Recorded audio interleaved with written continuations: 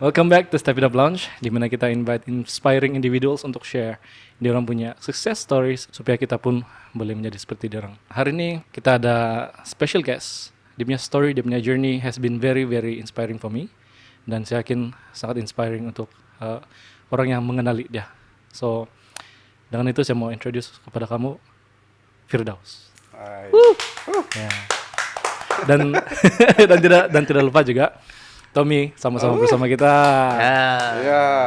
Ya, so again, Brother Firdaus. Saya mau mention juga kita punya perkenalan. Saya rasa yang rapat baru tahun ini kan. Tapi sepanjang tahun ini kita setiap kali perjumpaan kita banyak sharing daripada kau. Each time kau punya sharing sentiasa menyentuh hati, sebab dia selalu berbalik kepada kita punya roots. Sangat-sangat inspiring lah, dan boleh menjadi story ataupun inspiration kepada orang di luar sana juga. Dan saya yakin si Tommy pun begitu juga. Betul. Kita pun sama-sama bahkan. Ya, actually kita cuma sama-sama. dia kenal kau, dia pun kenal saya. Ya. So kenal si Gidau. Kita panggil dia Gidau. Gidau lah, apa Gidau lah kan? Gidau lah. Si Gidau. Ya. Ya, si Gidau. Ya, saya kenal dia. Cerita-cerita dia semua memang memberikan orang bilang inspirasi pada saya. Sebab itulah saya rasa mungkin si Panus panggil dia pergi sini. Ya. Dan sebenarnya saya tersentuh sebab dalam kau punya perjuangan, dia sentiasa membina community. Dan untuk membina community itu dia perlukan leadership yang baik.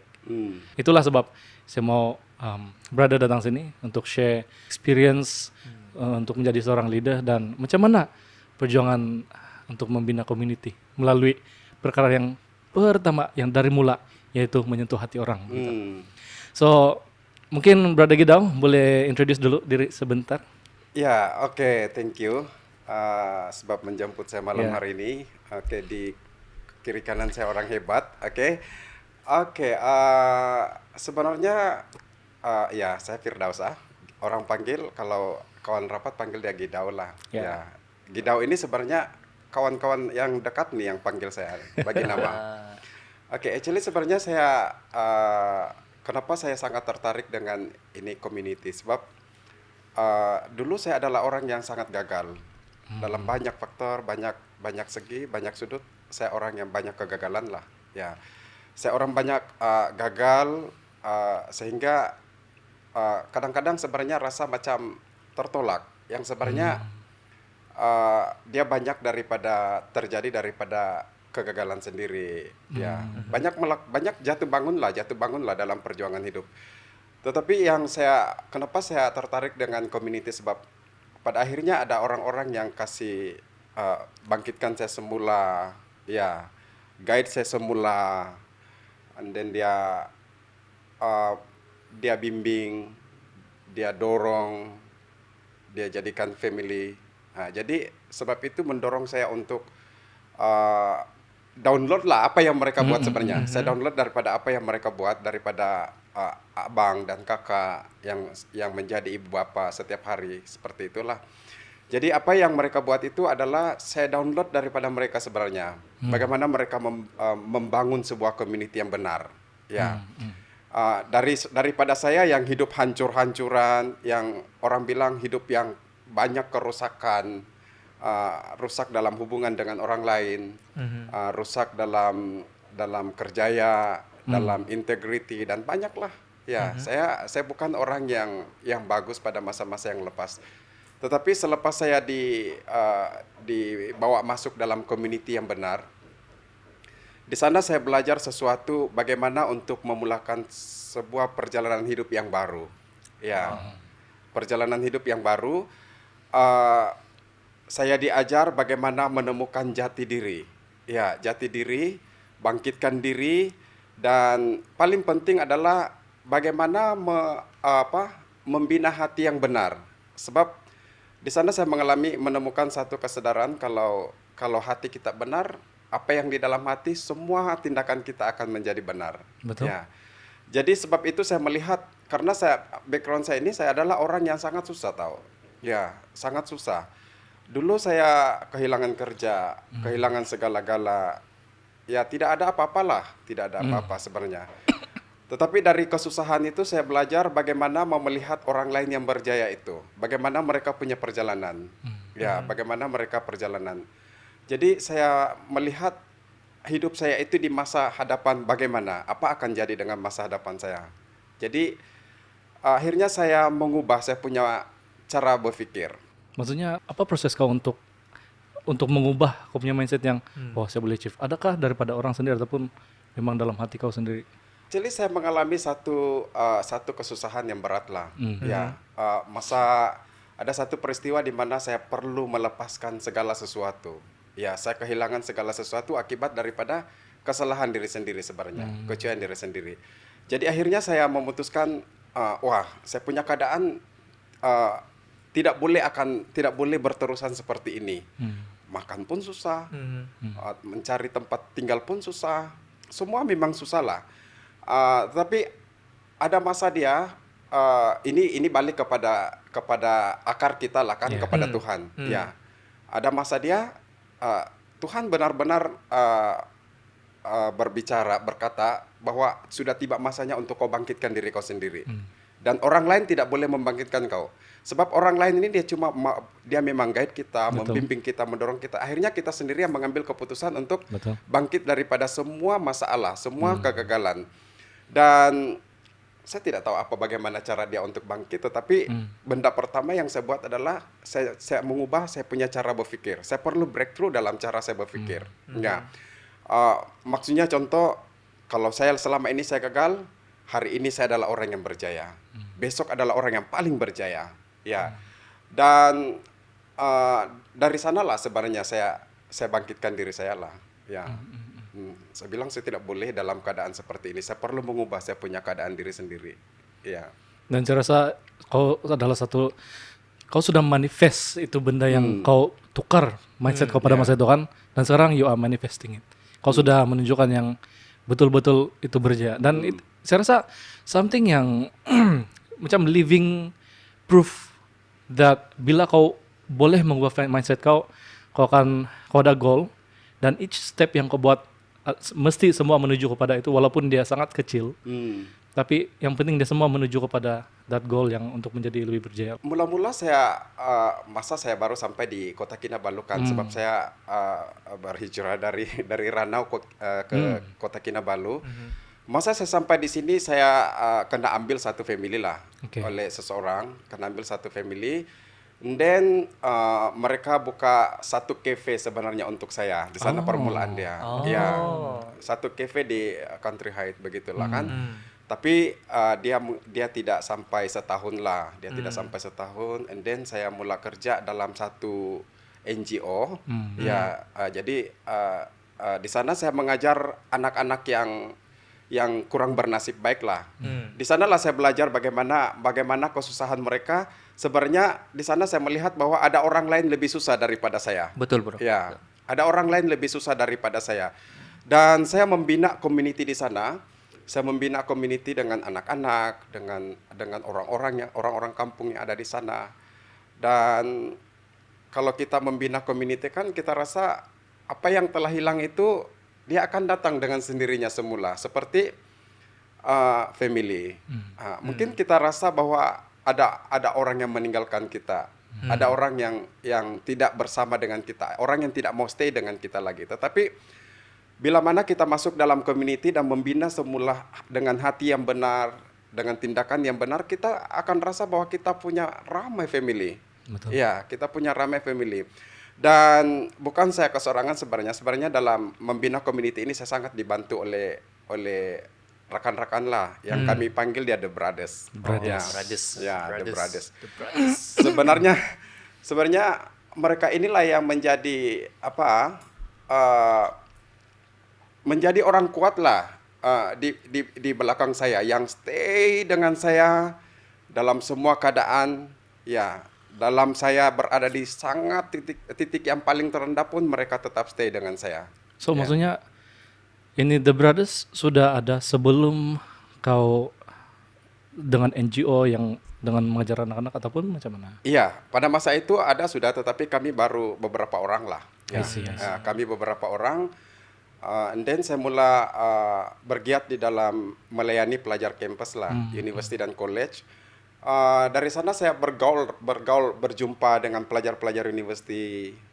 Kamu tahu saya orang yang sangat friendly, dan saya orang yang sangat saya orang yang sangat cepat rapat lah dengan orang sebenarnya. Yeah. Ya.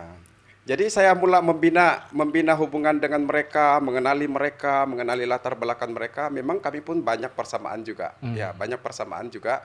So itu yang membuat kami mungkin cepat terkonek lah satu sama lain. Jadi sampai sekarang lah The Brothers masih wujud. Dan saya rasa semasa kau oke lah, so kalau kita back to kau punya pelayanan dengan NGO kan, kau mengajar budak-budak di sana, apa yang trigger kau untuk sadar bahwa bila kau satukan ini anak-anak semua dan kau akan rasa itu seperti family? Iya. Actually masa saya mengajar di sana, sebab sekarang saya masih di sana, tetapi tidak full time lah, tetapi saya masih dipercayakan untuk mengurus sekolah itu. Saya membina hubungan dengan masyarakat yang ada di sana, dengan ibu bapak. Saya melawat rumah-rumah mereka. Kalau kamu pikir rumah mereka memang menakutkan, sebab kamu mesti berada di jalan di atas jembatan macam itu. Ya, jembatan yang sangat kecil, yang bergoyang-goyang begitu. Suasana persekitaran pun tidak, maksudnya kurang membangun lah, membangun. Tetapi saya coba untuk membina satu hubungan yang baru dengan ibu bapak ada di sana. Ya. Ibu bapak ada di sana. Kalau kami yang mula-mula sampai di sana memang menakutkan itu. Menakutkan waktu kami start sampai di sana. Tetapi makin lama waktu kami ada hubungan kekeluargaan, saya membina hubungan, saya melihat mereka ini adalah family saya. Anak-anak didik saya itu saya lihat mereka sebagai adik-adik saya. Ada masa saya tempatkan diri saya sebagai ibu bapak, ada masa saya tempatkan diri saya sebagai guru, ada masa saya tempatkan sebagai abang untuk mereka. Jadi akhirnya itu hubungan tidak terlampau jauh, karena anak-anak merasa, walaupun saya orang yang sangat garang, sangat tegas di dalam saya mengajar, tetapi anak-anak sangat suka. Sebab ada masa saya memang karena saya membina itu bahwa mereka itu adalah keluarga, Pak. Jadi kalau saya melihat mereka itu adalah keluarga, bagaimanapun teruk keadaan mereka, saya tidak akan beranjak dari sana. Sebab itu rasa kepemilikan, rasa kekeluargaan itu tinggi terhadap mereka. Walaupun mungkin orang pikir kalau dari orang nampak, wah mustahil kita akan bina hubungan kekeluargaan mereka, karena mereka, kita tahu mereka ini ramai yang tertolak, bah sebenarnya. Ya, dengan status mereka macam-macam lah kan, suku kaum. Tetapi saya tidak melihat itu sebagai satu penghalang untuk membina community di sana. Ya. Kalau kita cakap soal community ini kan, kau sudah mention juga, community orang yang rasa tertolak, mesti di dalam hati orang mungkin susah juga untuk cepat menerima seorang untuk menjadi orang punya ketua ataupun somebody yang kasih rapat orang semua. Jadi apa satu benda yang special ataupun yang unik kau buat dengan orang sehingga orang boleh senang untuk menerima kau dan menerima kau punya cara begitu. Oke. Benda yang saya buat itu adalah sebab mula-mula memang kami susah untuk bergaul dengan mereka, sebab mereka pun ada gap, bah. Mereka buat itu tembok. Betul. Tetapi saya melepaskan status saya sebagai seorang guru, dan saya mula melawat mereka, masuk ke perkampungan itu, masuk ke rumah mereka.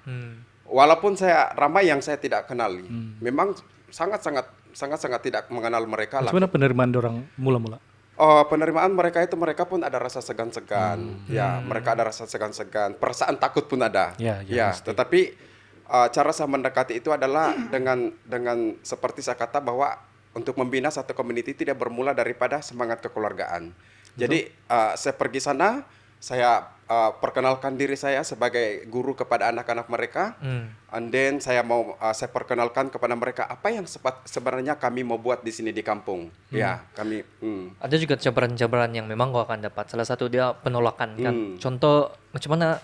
Ada penolakan juga lah dari. Ada. Salah satu penolakan yang dorang kasih tunjuk sama kau bro, apa yang kau nampak? Salah satu dia adalah perbedaan agama. Ini salah satu. Tetapi bersyukur sebab perbedaan agama itu dia tidak menimbulkan satu orang bilang resist kan. Ya, tetapi mereka sangat berwas-was ya karena perbedaan agama. Tetapi saya bagi tahu mereka bahwa kita ada di sana hanya untuk membentuk itu karakter dia. Ya, membentuk karakter anak-anak bagaimana, karena dulu mereka ini banyak yang ramai yang hisap gam tahu. Banyak hisap gam, banyak benda-benda yang mereka buat. Ya, mungkin saya rasa memang tempat itu pun kotor juga sebenarnya. Sangat kotor. Ya, karena mereka buang sampah di merata tempat. Tetapi saya masuk dengan mereka, ibu bapak ke rumah mereka, selain daripada melawat mereka, of course kita memberikan mereka kata-kata semangat untuk teruskan hidup mereka. Ya, dan selepas kami lawat itu, karena saya tidak kesorangan sebab kami ada tim. Lepas itu kami pelan-pelan lah bawa mereka ke sekolah buat pertemuan ibu bapak, dan kami membina community. Sampai sekarang bersyukur sebab saya telah mengasaskan satu benda yang baru, yaitu kelas ibu-ibu. Ini benda yang baru. Dan Sudah start lah. Sudah start dalam beberapa minggu. Wah, oh baru bulan ini. Baru bulan Wah, ini. syukur. Ya. Oke. Bagaimana dorang? Jadi dalam kelas ibu-ibu nih, apa dia punya tentatif atau apa program dia dalam sana? Mereka diajar membaca, sebab kebanyakan mereka tidak pandai membaca dan menulis. Ya, jadi mereka diajar membaca dan menulis. And then plan untuk jangka panjang itu mereka akan diajar kemahiran lah, seperti bagaimana skill bagaimana mereka mau masak kue, sebab mereka sangat suka untuk menjual-jual. Jadi pertama kami mau ajar mereka bagaimana menjaga kebersihan alam sekitar, bagaimana perlu berikan mereka kesadaran, sebab kalau mau mereka bisnis makanan mereka perlu ada kesadaran tentang kebersihan alam sekitar, kesehatan. Oke. Lepas itu kami mungkin akan ajar mereka menjahit. Ini plan jangka panjang lah. Mungkin kami ajar mereka make up, mengajar mereka bagaimana menonjolkan budaya yang mereka ada. Ya, budaya yang mereka ada. Karena kebanyakan mereka ini adalah daripada bangsa Bajau, dan mereka punya budaya itu sangat unik. Jadi mereka punya budaya sangat unik, dan kalau saya yang ada di sana selama bertahun-tahun, saya sangat tertarik dengan budaya mereka. Ya, tarian mereka, bahasa mereka, makanan mereka, saya enjoy dengan mereka sebenarnya. Ya. Tapi saya rasa dia macam kamu, so bila kamu datang sana, memang dia macam kamu pernah bagi bantuan dari segi dana apa semua, pernah kan? Iya, kami berusaha untuk dapatkan bantuan dari luar lah, dari NGO, terutama daripada Korea lah. Ya, mereka sangat aktif membantu di sana lah. Oke, saya kembali kepada tadi. Salah satu yang boleh menyambung kita dengan community yang memang kita tidak kenali adalah satu, jangan menolak budaya mereka. Ya, jangan menolak budaya mereka seperti tradisi mereka, pakaian mereka, adab mereka, makanan mereka, semua kita tidak boleh tolak. Sebab itu adalah tradisi mereka. Jadi kita untuk membina hubungan itu, kita karena menerima apa yang budaya mereka sebenarnya. Ya, karena kan perbedaan itu perlu dirayakan. Betul. Ya. Betul. Ya. And the reason saya tanya pasal itu dana tadi, sebab I think there's another quote yang dibilang jangan ajar itu orang memancing, dia bilang, daripada kau bagikan, dia bilang kan. Jadi saya rasa skill yang kamu ajar, dia boleh menjana income untuk diorang. Skill, makeup, menjahit apa semua, memasak, saya rasa sangat akan membantu in the long term untuk diorang. Betul. Iya. Ya, dan actually saya melihat satu buah yang baik lah, sebab walaupun mungkin saya jarang bersama dengan mereka pada masa sebab ada kesibukan tertentu kan, tetapi rasa kekeluargaan itu sangat tinggi. Mereka mereka meluahkan apa masalah mereka. Di mana-mana berjumpa mereka akan sangat friendly sebagai satu family. Jadi ini yang saya maksudkan tadi, untuk membina community itu dia perlukan penerimaan terhadap perbedaan yang ada. Betul. Ya, ya kita perlu menyesuaikan diri dengan perbedaan yang kita ada. Dari segi makanan kita, pakaian kita, bahasa kita, semua yang ada itu kita kena terima bahwa kita ini memang bukan diciptakan untuk menjadi sama, bah. Ya, jadi itu. Dan dari sana saya belajar juga community di luar lah. Ya, community di luar. Selain dari sana, saya memang suka community. Ya, sebab pribadi kita dengan community memang tidak boleh dipisahkan. Betul. Ya, Social animal tuh. Sebab itu saya bergaul dengan pelajar university university dan college yang ada di Kota Kinabalu. Dan kamu tahu berkat yang terjadi di sana itu karena saya ini suka sangat lah bawa orang pi makan. Ya. Itu memang betul lah Ya. Contoh terbaik lah ini orang. Jadi dengar Cepat membesar. saya suka bercerita, saya suka bercakap-cakap. Dan dalam masa yang sama saya belajar untuk mendengar apa masalah mereka. Dan puji Tuhan sepanjang kami melek bersama-sama dengan pelajar universiti. Ada yang orang nampak, ada yang tidak nampak. Tetapi puji Tuhan sebab ada beberapa pelajar universiti yang memang mau out lah, memang give up lah dalam mereka punya studi. Tetapi kita buat pendekatan secara personal, kita buat pendampingan dengan mereka. Kita bantu apa yang mereka sebenarnya sesuai dengan keperluan dia lah. Ini bro, berkenaan dengan yang community yang kau buat sama orang kan. Jadi mungkin kita pun pernah jadi student bahkan. Jadi mungkin yang orang di luar sana, dorang masih mungkin dorang tidak sadar ataupun dorang sadar sama memang bro sudah kenal banyak sudah student, banyak community luar yang bro sudah tolong kan. Jadi mungkin yang di luar sana mungkin dorang belum nampak lagi ataupun dorang belum sadar masalah-masalah sebenarnya pelajar-pelajar yang yang tengah dorang hadapi sekarang ini bro. Coba kau kasih share yang apa yang kau nampak selama kau tolong dorang lah gitu. Salah satu dia adalah dalam konteks pertolongan ini dia bukan tentang keuangan saja, tetapi pertolongan daripada macam mana kau dampingi dia ya dampingi dia sehingga dia rasa dia ada family. Dan salah satu masalah dia adalah biasalah kalau orang muda ini kan masalah dia satu gagal dalam percintaan. Itu sangat banyak ditemukan lah. Ya. Memang itu sangat banyak ditemukan lah, dan kebanyakan ini masalah asas lah saya rasa untuk pelajar universiti. Percintaan, masalah percintaan. Ada yang hanya karena ditinggalkan oleh girlfriend dia atau boyfriend dia, akhirnya dia rasa bahwa itu menjejaskan dia punya studi. So kita ada di situ untuk membangkitkan semangat dia. Membangkitkan semangat dia bahwa priority dia sekarang adalah studi, bukan bercinta. Betul. Karena ibu bapak kamu hantar kamu ke Kota Kinabalu bukan untuk bercinta, tetapi untuk studi. Of course bercinta itu satu keperluan, tetapi priority kamu adalah studi. Betul. So kita datang di sana bukan mau manja-manja dia begini, tetapi kita ada di situ untuk mendampingi dia, menyadarkan dia untuk dia kembali kepada track dia, bahwa studi dia adalah priority. Kedua, masalah yang sering kita jumpai di kalangan pelajar universiti ini adalah memang masalah keuangan. Masalah keuangan. Jadi apa yang kami buat masa itu adalah kami dengan The Brothers kami menyewa rumah yang lebih besar, and then kami bawa mereka setiap hujung minggu atau bila-bila masa mereka ada free, kami bawa mereka datang di rumah, masak-masak, supaya mereka rasa bahwa selain daripada hostel, mereka ada satu tempat lain yang mereka mau pergi setiap hujung minggu. Karena boring lah juga kalau mereka tinggal di hostel, especially yang jauh, yang kampung mereka sangat jauh. Jadi mereka perlu ada satu tempat. So kami sewa rumah, and then kami bawa mereka dan kami belikan mereka makanan dan mereka masak sendiri dan makan sama-sama. Jadi akhirnya terciptalah satu community yang lebih besar lah. Itu memang kalau masalah keuangan memang tidak boleh dipisahkan lah daripada seorang pelajar. Betul. Daripada seorang pelajar. Jadi dari sini kami melihat sebenarnya ini masalah keuangan basic lah kan. Saya rasa hampir semua pelajar berdepan dengan ini. Betul. Saya setuju pasal itu. And then yang ketiga adalah masalah juga lah.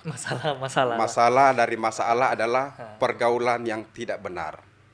Boleh explain sedikit? Explain lebih? Pergaulan yang tidak benar maksudnya adalah salah bergaul. Maksudnya salah memilih teman, salah memilih kawan, salah memilih kawan. Yang sebenarnya ramai yang terjerat dengan kejutan budaya di bandar. Kejutan budaya. Kejutan budaya di bandar. Terutama yang mungkin yang baru lah. Mungkin yang baru, tapi of course mungkin dalam peratusan dia itu tidaklah berapa besar sangat, tetapi kita boleh melihat juga Budaya dari segi apa? Kejutan budaya mungkin dari segi macam mana sosial lah. Sosial. Ya, sosial lah kan. Ya, sosial sebab kalau di kampung kan kita kebanyakan di sana kan keluarga sendiri. Betul. Ya, dalam satu kampung itu hampir semua kita punya keluarga, Bah. Ya kan? Jadi kalau di bandar ini macam-macam lah, dari Semenanjung, dari Sarawak, ada dari luar negara lagi. Ya. Saya rasa salah satu benda yang mungkin menjadi kejutan budaya untuk budak-budak kita kan orang kampung kan. Bila kita pergi bandar, memang kita akan nampak dia ada ini, dia ada itu. Kita pun ada rasa mau memiliki juga sesuatu yang lebih yang kita tidak boleh afford. Ya. Jadi bila kita culture shock bagian sana, mulalah kita bully begitu. Terus kita masalah keuangan sudah. Ya. So dia Berkait. berkait-kait lah Ya. itu masalah. Kemahuan yang ini karena kemahuan yang mungkin tidak dapat dikawal lah kan. Ya, kemahuan tidak. Of course kalau pelajar ini kan kita ini kan kalau umur makin meningkat kan kita pun mau ini mau itu, Betul. mau ini mau itu kan. Jadi saya rasa itu yang menjadi salah satu penyebab juga lah. Jadi maksud saya pergaulan yang tidak benar itu ikut-ikut kawan yang mungkin yang tidak boleh membangun dia. Ya. Kalau sudahlah kau putus asa, patah semangat, kau mencari lagi kawan yang sama jenis. Ya maksudnya yang sama jenis ini yang patah semangat, yang putus asa. Jadi tidak ada orang yang boleh mengimbangi kamu di sana. Ya, sebab itu kami ada di sana untuk menjadikan diri kami sebagai figur, sebagai seorang abang untuk mereka. Ya, supaya mereka ada yang menasihat mereka, bahkan sekurang-kurangnya ada yang menasihat mereka. Sebab kalau sebaya dengan sebaya ini kadang-kadang susah mau menasihat satu sama lain. Sama perangai, sama umur, sama karakter, sama otak, sama kepala orang bilang kan. Betul. Sangat susah mau membangun kalau sama saja. Jadi kita itu pentingnya ada community. Ya, jadi saya kadang-kadang saya ini sudah berumur. Ini masih takut, itu perbedaan umur kan? Takut juga. Tetapi macam seperti dari awal saya cakap, untuk membina community jangan tolak ke budaya yang mereka ada. Ya, berusaha menerima sejauh mana apa adanya dia. Sebab kalau kita tidak mampu menerima apa adanya dia, kita akan cepat menolak orang itu. Ya, menolak orang itu. Saya lebih tertarik dengan cabaran baru dalam membina community. Semakin susah untuk saya dekati, semakin saya akan berusaha keras. Ya, saya ada goal saya sendiri untuk membangun community. Ya, of course kita doa. Kita doa. Sebab untuk mengubah hidup seseorang itu bukan bagian kita. Kita cuma. Saya selalu dengar, saya pun iyalah masa kita kecil, masa begitu kan membesarkan, selalu kan bawa pergi event-event gereja apa semua. Pas dia bilang ada satu part lah, dia bilang sebelum each time kau mau jumpa seseorang, kalau kamu membantu dia, sebelum kau jumpa dia, berdoa dulu supaya Tuhan boleh kasih lembut hati dia supaya dia boleh menerima apa kita cakap gitu. So bila kau cakap doa, that is true, betul. Macam kalau dari pihak kita, jangan dulu kita bilang tidak, dengar dulu, terima, paham, baru kita buat keputusan kan. Ya, selalunya ada orang yang dia kasih tahu apa dia punya masalah begini-gini kan. Tapi ada orang yang just dengar and then jawab.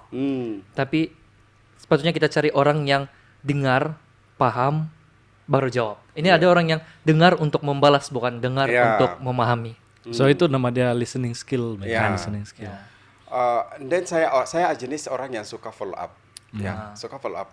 Kalau saya mendekati seseorang untuk saya mau bawa masuk dalam community, saya jenis yang suka mencari dia, ambil berat tentang dia, ambil tahu apa masalah dia, dan sekurang-kurangnya saya perlu tahu apa background dia sebenarnya. Sebab saya dulu pun begitu, susah dibentuk. Jadi orang yang membentuk saya itu dia sangat paham apa yang berlaku di masa lalu itu sebenarnya dia banyak membentuk kita pada masa ini. Betul. So apa yang penting adalah sebagai abang kepada mereka itu kita kena berusaha untuk menjaga dia, caring dia betul-betul, caring dia betul-betul, jangan alang-alang, ya, caring dia betul-betul.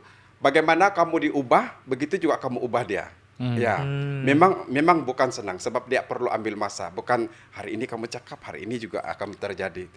Tidak mungkin lah. Dia membangun community dia bukan 1-2 bulan. Dia perlukan komitmen yang konsisten, yang berbulan-bulan, mengambil masa bertahun-tahun, baru kamu dapat membangun community yang benar. Karena kalau kamu tidak kenali dia lebih dalam, susah kamu. Ya. Setuju. Macam juga orang mau kawin kan. Kalau mau kawin kau kenal dia dulu. Ya, sebab itu saya belum kawin lagi. Masih proses kah? Masih proses. Proses kenal-kenal dulu kan. So, adakah contoh di mana seorang yang kau bimbing sudah berjaya? Ya. Ya, actually saya bersyukur lah untuk The Brothers. Saya harap tidak menangis lah sebab setiap kali sebut ini The Brothers sebenarnya dia bukan orang bilang macam perkataan biasa, tidak. Bagi saya The Brothers itu adalah satu perjuangan yang panjang. Ya, satu perjuangan yang panjang, satu betul-betul macam dia lebih daripada brothers. Ya, lebih daripada sebuah family. Ya, ada beberapa lah di antara kami. Saya sorry sebab saya lebih cenderung bercakap tentang The Brothers sebab kami membina hubungan bukan 1-2 tahun tetapi bertahun-tahun. Dan ada di antara mereka yang kampung dia sangat jauh. Ada dari Tongot, ada dari Ranau, ada dari Kota Marudu, ada dari Sarawak. Memang yang daerah-daerah kecil. Iya, ada. Ya, semua mereka ini daripada kampung. Ya. Apa yang kami buat adalah memang ada juga di antara kami itu yang susah mau dibentuk. Ya, susah mau dibentuk. Ya, dia sangat keras. Ya, tetapi dengan pendekatan yang kita ada, akhirnya kalau saya begini, mendekati dia, tanya dia apa sebenarnya yang dia mau. Apa sebenarnya yang betul-betul dalam hati dia. Saya selalu tanya ini, apa sebenarnya yang dalam hati kau? Apa kau mau buat? Ya. And then kita tengok pergerakan dia setiap hari. So saya buat itu pendampingan. Ini sangat penting. Boleh explain, Dalam English tuh journey together itu kita cek dulu. Dia macam mentor, mentor mentee gitu lah. Kita search dulu. Oke, teruskan bro. Kau kena berjalan bersama-sama dengan dia. Kau kena banyak masa meluangkan masa dengan dia. Bayangkan kamu sendiri ada komitmen lain, tetapi untuk kau betul-betul mau ambil dia sebagai seorang masuk dalam community kamu perlukan komitmen yang besar. Ya, kamu kena banyak berkorban. Korban masa, korban hati pun ada. Sebab sometimes kadang-kadang kita macam mau sesuatu untuk dia, tetapi dia macam yang selamba-selamba saja kan. Ya, selamba-selamba saja. Sebab semua pun orang ada dia punya karakter masing-masing bahkan. Jadi apa yang penting adalah kita dampingi dia. And then kalau dia keluar sedikit daripada sasaran dia, contoh satu orang The Brothers silakan. Apa yang sebenarnya saya lihat dia adalah dia mau betul jadi seorang guru. Dia mau betul jadi seorang guru. Jadi selepas dia habis degree di UMS, saya dorong dia untuk ambil dia punya master, ambil master pendidikan. And then dia ambil lepas itu dia sambung lagi dia ambil ikhtisas pendidikan dan sekarang dia sudah praktikal sebagai seorang guru. Jadi sebagai seorang kawan yang siang malam bersama-sama dengan dia, memang saya lah orang yang paling excited. Ya. Betul. Sebab dalam perjalanan dia itu dia bukan dia banyak benda yang mempengaruhi dia. Dia mau ke sana, dia mau ke sini, tidak tahu antara dia mau kerja kah, antara dia mau ini kah, sambung studi kah. Ya, tetapi fungsi kita sebagai seorang abang, sebagai seorang kawan adalah sentiasa mengarahkan dia kepada track dia, kemana dia mau pergi. Kasih ingat dia sentiasa. Terus ada halangan dia, ada cabaran dia, sebab bukan senang. Ya, karena dia ada family sendiri. Mungkin family dia punya kemauan sendiri. Ya, of course kita tidak boleh rebut dia daripada family dia. Betul. Karena family dia adalah yang authority dalam hidup dia kan. So apa yang kita buat adalah kita cuma mengambil peranan untuk memberikan dia balik kepada track di mana dia mau pergi lah. Banyaklah. Ada juga di antara kami ini bercakap tentang The Brothers. Ada di antara kami juga yang memang dia minat belajar lah. Ya, dia memang sangat minat belajar. Oh, mau pergi mana? Oh, dia ambil master. Sekarang dia PhD. Jadi Dia memang sangat suka belajar, dan banyak lah di antara kami ada yang orang bilang kami ini orang susah juga. Di antara mereka ini orang susah juga. Ada juga yang mengalami masalah percintaan.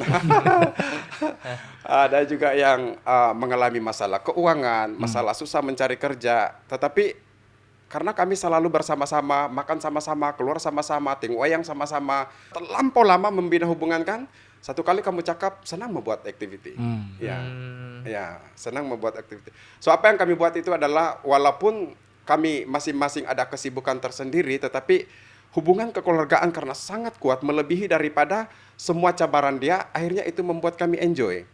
Ada yang sudah kawin, sudah ada anak, tetapi kami masih still the brothers. Masih still maksudnya saling mendorong. Ada orang kalau kamu sudah kawin, hubungan itu renggang sedikit lah, sebab dia ada anak, dia ada bini sudah. Tetapi tidak. Dengan keadaan itu kami bahkan akan menjadi rapat. Ya, bini dia lagi menjadi kami punya kawan macam itu.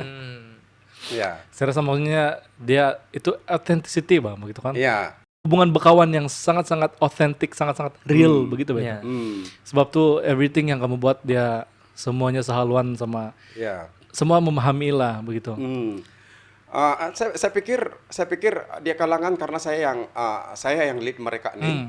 Saya pikir di kalangan kami itu banyak kali mereka tidak sependapat dengan saya juga. Banyak kali juga kami salah paham. Tetapi seperti yang saya cakap tadi, rasa saya melihat mereka sebagai adik saya dan mereka menganggap sebagai abang kepada mereka, itu tidak menjejaskan kami punya hubungan. Ya, tidak menjejaskan kami punya hubungan. Sebab memahami kan? Sebab memahami. Ya. Jadi untuk membina community itu yang benar, salah satu tips dia adalah kamu kena memahami semua keadaan. Yang benar, kalau yang baik kamu terima, yang tidak baik pun kamu kena belajar untuk terima. Betul. Ya. Saya rasa salah satu apa yang aku cakap nih kan, dia boleh diaplikasikan walaupun bukan sebagai parents lah, kita kan bukan parents kan, tapi ini boleh juga menjadi satu pengajaran untuk ibu bapak. Sebab banyak juga ibu bapak yang mungkin renggang family sama dia punya anak gitu kan, susah untuk menerima anak dia punya pemahaman semua. Saya rasa itulah salah satu yang penting adalah untuk belajar menerima. Dia kena sit down, duduk, cerita kelemahan, kekurangan apa semua, baru belajar menerima, dan barulah saling memahami, baru penting. Benda boleh jalan. Ya, dia perlu banyak belajar. Kita perlu banyak pertemuan lah. Betul. Ya, kita perlu banyak pertemuan, and then sebagai orang yang sama-sama percaya Tuhan, kita kena belajar untuk saling mendoakan. Itu sangat penting, sebab doa ini memang dia sangat membuat kita, hanya doa yang boleh buat kita connection satu sama lain. Ya, kalau kita berbalik kepada konteks secara rohani. Ya, kalau kita selalu mendoakan dia, mendoakan kamu, kamu mendoakan, akhirnya kita akan itu dengan sendirinya hubungan itu akan terkonek satu sama lain bahkan. Jadi kami akan selalu mengambil masa berkumpul, masak sama-sama, tidur sama-sama, bergurau sama-sama, jalan sama-sama. Because kalau ada yang mereka kesusahan, memang kami akan ada di sana. Ya, kami akan ada di sana. Ada satu bro yang kami sama si Stefanus ada terbincang hari itulah. So kami bilang masih ada juga orang yang begini. Ingat masih ada orang yang begini. Jadi di sana kan apa yang saya nampak itu keikhlasan lah. Coba kau kasih bagi, bukan definisi lah macam mana erti keikhlasan yang selama ini kau lakukan. Sebab saya nampak semua yang kau buat tu kan memang betul-betul orang bilang tulus sama ikhlas. Jadi coba kau share sikit lah pasal tu keikhlasan sama ketulusan yang kau bantu orang, terutama sekali the community. Iya, ini keikhlasan ini sebenarnya saya belajar dari seorang kawan lah. Ya, seorang kawan. Masa saya tidak ada apa-apa, duit tiada, pakaian tidak ada, tempat tinggal tidak ada. Mereka bagi. Ya, korban masa dia untuk saya juga. So saya belajar dan sampai sekarang kami masih sama-sama juga. Jadi keikhlasan buat saya adalah sangat penting. Sangat-sangat penting. Dia memegang peranan. Sebab kalau kita ikhlas, kita tidak akan mengambil kesempatan ke atas dia. Ya. Ikhlas disusuli dengan hati yang benar. Ya, ikhlas disusuli dengan hati yang benar. Kalau prinsip saya adalah memberi dan lupakan. Jangan memberi dan ingat. Jangan. Memberi dan lupakan. Contoh, kalau tiba-tiba ada seorang kawan kamu dalam kesusahan, contoh perlukan bantuan dalam hal keuangan. Kadang-kadang saya dulu sebelum ada bisnis kadang-kadang saya pun cukup juga. Iya, kadang-kadang di dalam dompet, dalam apa itu semua tinggal sedikit. Tapi kalau ada kawan saya yang memerlukan itu, saya rahasiakan yang sebenarnya saya pun berkekurangan. Saya bagi sejauh mana yang saya ada. Apa yang saya ada saya bagi dengan dia. Tidak ada istilah pinjam kalau kawan. Ya, selagi kamu boleh bantu dia, bantu dia. Sebab dulu orang pun berbuat yang sama dengan saya, Pak. Dan di sanalah saya belajar. Ikhlas ini kamu rela berkorban lah untuk dia, untuk kawan kamu. Ya, tanpa membangkitkan. Saya set mindset saya. Kalau saya mampu memberi, saya akan beri. Kalau saya tidak mampu memberi, saya tidak akan beri. Supaya esok-esoknya saya tidak akan mengungkit. Karena saya paling tidak suka mengungkit-mengungkit. Sama. Ya, jangan sekali-sekali mengungkit apa yang sudah kamu beri. Itu tandanya dari awal kamu tidak ikhlas dalam memberi. Setuju. Saya rasakan itu salah satu orang bilang kau betul-betul boleh mengawal diri kau sudah. Sebab itu apa yang kau lakukan itu kan bro macam dia bukan perkara yang sangat senang untuk mengikhlaskan sesuatu. Ya. Tapi saya bersyukurlah sebab daripada ini akhirnya timbullah Garis Kitchen. Ya, so itu saya mau sentuh juga bro. So bila kita punya conversation sebelum ini kita kau sentuh pasal community, kau membantu students mencipta this band of brothers, dan semuanya ini dia adalah berkat daripada semua yang itu keikhlasan kau buat, dan sebenarnya dibantu juga dengan adanya Garage Kitchen. So boleh kau ceritakan macam mana itu Garage Kitchen boleh start? Ya. Actually kami kehilangan kerja lah masa Covid kan. Ya, masa Covid itu. Jadi kami punya hati ini sama. Karena kalau kami sama-sama kan, jadi mereka memahami apa sebenarnya saya punya hati. Hati saya adalah untuk membantu para pelajar-pelajar lah, terutama para pelajar. Dan memang sudah lama buat restoran. Ya, memang sudah lama buat restoran. Tapi sebab tidak ada itu, kami tidak ada cara untuk buat restoran, Bah. Tapi ada waktu dia, ini saya bilang berbalik kepada kita punya akar yang memberi Tuhan. Kami ada doa puasa selama 40 hari. Dan setiap hari saya selalu tulis dalam bahan doa saya itu, saya bilang, Tuhan apa mau dibuat? Supaya saya tidak lari pisah daripada community. Sebab memang putus asa pun ada juga lah kan. Ya, kalau kita pun terlalu umur pun makin meningkat, komitmen pun makin banyak. So tercetuslah ide untuk buka restoran. Ya, buka restoran. And then of course dengan kawan-kawan lah di sekeliling kan. Jadi buka restoran sana. Kami mau buka yang kecil-kecil saja. Dan Tuhan betul-betul buka jalan. Orang pikir kami buka restoran, saya selalu ini tidak malu habis sejak doa 40 hari, tiba-tiba itu tempat kami selalu makan, tiba-tiba kami jalan-jalan di sana, saya call dia, di mana sudah restoran kamu di sana? Terus dia bilang, kamu mau ambilkah? Dia cakap. Di sana semua sudah kena renovation, tinggal kamu mau masuk dan mungkin kamu bawa peralatan dapur. And then saya bincang dengan kawan, oke. Orang bilang kami banyak duit, tidak. Kami selepas kami bayar deposit itu kedai, kami langsung tidak ada duit. Kami langsung tidak ada duit. Sangat perkara yang sangat-sangat mustahil. Ya. Tetapi perjalanan mengurus itu restoran, wah, kami berusaha untuk mencari Tuhan. Betul-betul cari Tuhan. Saya kata, Tuhan, apalagi kami mau buat? So saya selalu cakap dengan Tuhan begini, Tuhan, yang saya cuma ada pandai masak. Walaupun mungkin saya tidak pernah masak di restoran. Ya, tapi saya pandai masak, saya cakap. Ini saja saya ada. Tapi saya percaya kalau Tuhan yang bagi bakat itu, Tuhan akan kembangkan dia. Ya. Dan puji Tuhan, Tuhan buka jalan dengan cara Tuhan. Restoran itu boleh dibuka. Walaupun mungkin pada mula orang masuk, restoran itu buruk lah orang bilang kan, sebab orang punya jangkaan. Kalau orang buka jangkaan, kalau kau buka kedai baru memang yang sudah yang keren, yang lampu dia tidak mana lah. Kami biasa-biasa sejak yang peralatan kami di dalam tidak ada yang baru. Semua yang second hand kami beli.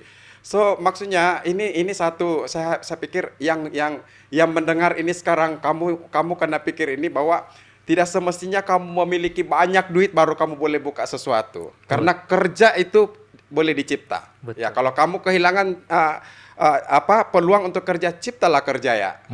Tanya Tuhan apa yang kamu mau buat.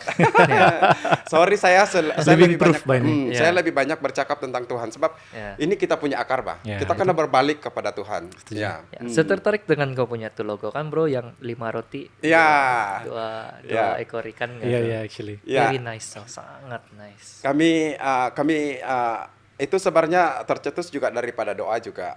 Bagaimana logo? Jadi 5 roti dan 2 ikan sebab ya kami melihat dalam konteks besar bahwa kami perlu membantu, kami perlu ada platform untuk membantu para pelajar university. Nice. So itu sebab konsep makanan kami itu adalah konsep yang student punya price tahu. Ya, jadi maksudnya kami tidak bezakan mana yang bukan student, mana yang kerja, tidak, sama saja. Jadi kami tengok apa harga yang boleh dijangkau oleh para pelajar-pelajar di sana. Ya, jadi konsep kami 5 roti dan 2 ikan itu memang Tuhan berkati. Sebab dalam kami walaupun bisnis macam manapun slow, walaupun mungkin banyak kedai tutup karena pandemik kan, tetapi Tuhan tetap membawa kami grow. Dia bertumbuh itu restoran. Sampai akhirnya dari 1 lot menjadi 3 lot dan kami telah buka satu lagi cafe di Likaskoe. Ya. Syukur. Ya. Saya bila kau cakap begini kan saya sentiasa terpikir yang itu perkataan help others. Dia bilang. So kau membantu orang supaya dia tidak susah. Especially students di kawasan sana. Students yang macam kita cakap tadi bukanlah berduit kan. Betul. Dan basic needs adalah makanan. Dan di sanalah Garis Kitchen dia membantu students. Ya. Dan bila kau membantu dengan hati yang ikhlas, kau lebih diberkati lagi. Saya rasa kan ini cakap tentang makanan kan, dia sangat apa orang bilang berkat tuh. Bila kau bantu orang, contoh lah dari segi makanan kan sangat berasa. Ingat satu kali sebetul-betul tiada lah apa-apa time tuh bah. Jadi saya cuma beli nasi, lepas tuh saya ambil kuah pun kena caca. Dia bilang sedangkan saya ada 2 ringgit saja, jadi dia 1 ringgit orang save lah ya. Jadi ini betul-betul nih. Jadi saya ambil nasi sebab saya ada bambangan di atas di hostel. Jadi saya ambil nasi dengan kuah. Lepas tuh kuah pun dia cas 1 ringgit. Kau tahu apa dia bilang? Dia cakap, inilah untung dia nih bro, dia bilang. Ya tapi saya tidak sakit hati lah. Tapi tidak lama dari itu kan, itu kedai tutup. Saya bilang itulah, ini makanan kan dia sangat berkat kok. Bila kita tolong orang, Betul. so, orang bilang pun walaupun paling kurang pun makanan saya tolong orang, tapi dia punya pahalaan dia ataupun dia punya berkat tuh sangat tinggi kan bro. Betul. Itulah saya rasa macam yang kau punya logo tuh kan betul-betul saya tertarik, sangat nice. Bagaimana Tuhan memberi makanan kan, 5 roti, 2 ikan kepada ribuan orang kan. Jadi itu juga konsep kami. Ya, bagaimana dalam hal kesederhanaan kami, dalam kami yang cuma kasiran kedai itu, restoran itu dalam keadaan yang sederhana, tetapi kami boleh memberkati ribuan orang. Ya, dan kami bersyukur sebab misi kami membuka restoran itu kira tercapai lah. Ya, kira tercapai lah sebab sebelum UMS cuti, kami menerima puluhan surat untuk minta tajaan lah, ya tajaan terutama daripada pelajar universiti dan college yang berdekatan. Kecuali yang mungkin mereka tidak follow up semula atau mungkin tercicir, kami tidak bagi. Tetapi saya bagi tahu kepada staf bahwa tolong bagi tahu saya siapa yang hantar surat dan kita akan layan mereka. Kita akan layan mereka, tidak kira apa kos mereka, tidak kira apa background mereka, apa agama mereka, semua kita bantu sama rata. Ya sebab saya pikir masa itu Tuhan betul-betul memberkati kami, hasil daripada itu student datang di restoran. Jadi itu sudah tiba masanya kembalikan kepada mereka semula. Betul. Berkat yang sudah mereka kongsi. Nice, Jadi maksudnya saling berkongsi. Dan wah luar biasa lah. Sekali habis mau cuti mereka kan ramai yang datang jumpa. Dia bilang saya habis sudah study dan buat saya sebab. Syukur. Ya, buat saya habis sudah saya punya study. Thank you sebab di hujung SEM kami struggle dalam hal keuangan, tetapi Garis Kitchen membantu kami. Masa tempat lain tidak menutup mata untuk kami, tapi kamu membuka hati kamu untuk kami.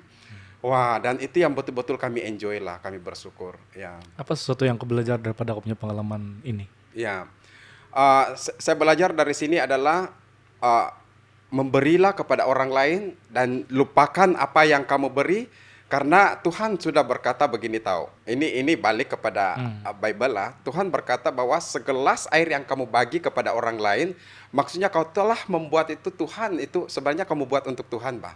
Ya, dan Tuhan yang akan membalas dia.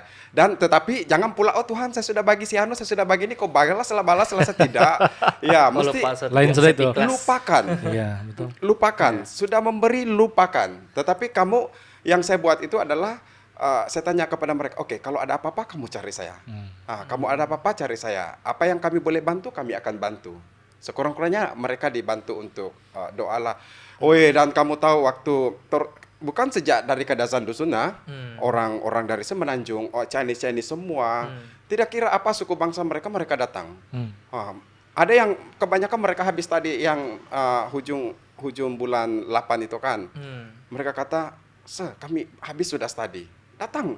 Dan itu yang membuat saya terharu. Kan? Wah, Kalau saya pun saya rasa terharu. ya, wah, saya tidak kenal mereka pun. Kamilah yang kamu bantu tuh. Sampai bila-bila pun kami akan ingat kamu, dia bilang. Sampai di Semenanjung mereka teks lagi. Saya sudah sampai. Sampai ada bapak di orang call. Ya. Oh, ini si bos Garis Kitchen itu. Ya. Saya ini Bapak Sianu dia bilang. Saya Chinese dia bilang. Dia bilang, one day kalau anak saya graduate saya akan cari kau, dia bilang. Dia graduate bulan 12. Ya, dan itulah pentingnya memberi dengan ikhlas lah. Ya, itulah pentingnya memberi dengan ikhlas. Sebab bercakap tentang berkat ini bukan tentang amount dia, tetapi tentang orang. Orang itu adalah berkat. Ya. Sebab itu kalau kamu nampak saya dengan orang, saya siapa adanya. Mungkin orang salah paham lah. Kadang-kadang orang baru pun macam saya buat macam orang yang sudah lama saya kenal. Jadi akhirnya kadang-kadang mungkin orang, wah siapa ini? Betulkah ini tidak ini? Mungkin ada orang yang salah paham, mungkin apa. Tetapi seperti prinsip saya, kalau hati kita benar, tindakan kita benar, motif kita benar, jangan ragu dengan apa yang ada di sekeliling. Teruskan saja. Ya. Saya ada satu soalan lagi bro. Sebab kita tahu Bro Gidau memang biasa banget orang bilang memberi begitu kan, macam tolong orang. Jadi macam mana cara bro untuk mengelak daripada, kita tahu lah kita memang ikhlas buat sesuatu, tapi memang ada beberapa ataupun individu yang mencoba untuk orang bilang mengambil kesempatan bahkan. Ya, jadi itu mungkin salah satu masalah. And then macam mana bro orang bilang mengatasi ataupun berhadapan dengan situasi yang begitulah. Iya. Oke, macam mana mau explain? Nah, memang ada juga. Memang ada berlaku juga. Ya, tetapi kita sentiasa saya sentiasa belajar untuk matang lah menghadapi situasi ini. Ada masa dia memang kita akan rasa, wah, ini tidak betul nih. Ini tidak betul nih. Memang ada orang-orang yang akan coba mengambil kesempatan lah kan. Tetapi cara saya itu adalah saya akan memberi dengan bersemuka. Ya, memberi dengan bersemuka. And then kalau ada di dalam hati saya bilang, saya rasa saya tidak boleh memberi seperti yang kamu minta. Ya, kamu boleh datang besok atau lusa. Saya tidak akan terus-terus. Maksudnya kita punya hati nurani memainkan peranan penting lah. Ya, itu kawan-kawan saya cakap, dia bilang, si Gidau ini dia punya hati nurani ini, dia punya insting sangat kuat nih, dia bilang begitu kan. Macam juga dia agak kau menang. Ya, macam saya agak juga kamu menang Mbak MRK. Kamu dua-dua nih memang saya agak menang MRK. Jadi saya bilang begitu. Kalau saya tempatkan diri saya sebagai seorang yang berdoa juga. Ya, saya belajar ini benda. So kalau saya sudah kenali orang itu, saya akan menyebut nama dia di dalam doa. Lambat laun kita akan connection dengan orang itulah. Ya. Cara mengatasi dia itu adalah kamu kena betul-betul berjumpa dengan dia. Kalau kamu ada rasa sesuatu yang tidak benar, kamu kasih tahu dia. Tetapi tanpa merendahkan dia, tanpa menyinggung perasaan dia, tetapi dengan penuh kasih. Kamu dengan penuh kasih, of course jangan lepaskan dia. Kamu tetap rangkul dia sebagai seorang yang perlu dibantu. Tetapi dalam konteks pelaksanaan kamu membantu dia, mungkin dengan cara pendekatan yang berbeza dengan orang lain. Betul, ya. betul. So maksudnya tidak ada penolakan. Ya, tidak ada penolakan dalam itulah. Sangat-sangat menarik lah cara itu. Sebab biasanya orang akan straightforward cakap, say to their face, Kan. tidak. dia bilang. Tidak. Tapi berdasarkan apa yang kau share itu saya rasa membuka pikiran lah. Supaya itulah yang penting kita tidak menyinggung. Saya rasa sangat bagus itu cara lah, dan dia boleh menjadi contoh kepada orang juga. Ya. Dan untuk Gary's Kitchen juga saya difahamkan yang berdasarkan kita punya sharing lah. Kau pun membuka peluang untuk student-student bekerja di sana. Ya. Kenapa, bro? Ya, actually sebenarnya kami macam saya praktis tuh kalau kamu mau bagi orang jangan bagi dia ikan, tapi kamu bagi dia pancing supaya dia boleh memancing ikan. Tapi ada masa dia kamu perlu bagi juga dia ikan. Kalau dia betul-betul tidak boleh pegang itu pancing. Ini tidak semestinya kamu bagi pancing. Mesti ada perkara-perkara tertentu kamu bagi dia ikan, baru kamu bagi dia pancing, supaya dua-dua dia belajar. Saya bagi tahu student, kamu boleh datang kerja, ya, kamu boleh datang kerja. Tujuan dia supaya mereka sekurang-kurangnya tidak terlampau membebankan ibu bapak mereka. Ya, ada beberapa student yang kerja dengan kami tahu, yang part time dengan kami itu kan, dia saya rasa dia tidak membebankan ibu bapak dia sampai dia habis tadi. Iya, sampai dia habis tadi. Sampai ada satu dari Sarawak, kami hantar lagi dia pergi airport, dan waktu saya hantar dia pergi airport, dia peluk dan dia susah mau lepas. Dan dia cakap kalau saya tidak kerja dengan Gary's Kitchen, memang saya punya ibu bapak tidak boleh tampung saya punya kos pembelajaran, dia cakap. Bangga kan kalau begitu, macam kita terharu. Jadi kami bagi peluang lah kepada pelajar-pelajar sebenarnya siapa yang mau part time di sana lah. Ya, kadang-kadang kami tidak perlukan pekerja part time pun. Macam musim-musim sekarang, karena pelajar universiti cuti kan, jadi mungkin customer kami pun akan berkurang. Kalau ikut secara logik, kalau ikut secara pikiran, secara bisnis, kamu kena cut itu semua part time. Sebab pekerja full time sudah cukup. Tetapi apa yang kami buat adalah saya bagi tahu mereka, selagi mereka mau kerja silakan kerja. Amount bukan menjadi masalah utama. Ya, amount bukan masalah utama, tapi ini soal hati. Ini soal hati. Kadang-kadang kau mau tolak pun susah. Kasihan juga karena mereka betul-betul kerja. Saya bersyukur semua yang saya bilang. Cuma saya di sana, kalau saya masuk, kamu sudah masuk di sana, kamu punya mindset bukan sebagai pekerja part time, tetapi mindset kamu adalah kamu betul-betul cari makan di tempat itu. Kamu betul-betul kerja dengan sepenuh hati. Ya, kadang-kadang gaji mereka bersyukur ini, karena kan gaji begini sejak gaji saya bilang. Tapi waktu saya lipat bagi dengan dia. Saya bagi tahu mereka. Kalau saya bilang kedai dalam keadaan yang tidak stabil, saya akan berterus terang mereka. Hari ini kamu dapat ini. Tapi kalau ramai orang, saya akan bagi tahu ini lebih untuk kamu. So itu saja cara kami. Jadi akhirnya mereka dibantu lah kan. Ya, mereka dibantu. Jadi itu mendorong kami. Cara kami membantu pelajar adalah menerima mereka lah datang kerja di kedai. Terus sudah sangat-sangat. Saya sebagai seorang yang mendengar nih kan begini. Satu sih memang inspired, tapi saya pun sangat-sangat bersyukur sebab ada individu yang buat begitu untuk membantu orang. Sebab saya pun kalau saya mendengar cerita, saya mengenali orang-orang yang sangat-sangat memerlukan, ada masalah dan mencari kerja apa semua. Kalau saya tidak dapat membantu, saya rasa sedih lah. Tapi oleh karena ada individu macam Bro Gidau, dan itu sebab saya rasa macam sangat-sangat bersyukur lah. Sebab bukan semua orang ada itu mindset yang mau membantu. Betul. Dan untuk buat semua nih, especially membina community, dia tidak akan terjadi tanpa leadership quality, leadership yang betul. Yang bagus begitu. Yeah. Untuk Bro Gidau, kau rasa apakah quality leader yang perlu ada untuk start satu community? Ya, salah satu dia adalah untuk start satu community lah kan. Memang dia perlukan kualitas seorang pemimpin. Ya. Satu, kamu kena ketepikan kamu punya status sebagai seorang pemimpin. Kamu mindset sebagai bos kamu kena ketepikan jauh-jauh. Sebab kalau mindset kamu sebagai bos, dan kamu sangat susah untuk membina satu community yang benar. Sebab kamu cuma mengarahkan, kamu cuma memberi arahan, dan kamu akan cepat tersinggung, kamu akan cepat marah, kamu akan cepat sakit hati, kamu akan cepat kecewa. Ya, karena kamu bersikap sebagai bos. Bos, kalau kamu dia tidak ikut arahan kamu, kamu akan menerima semua ini.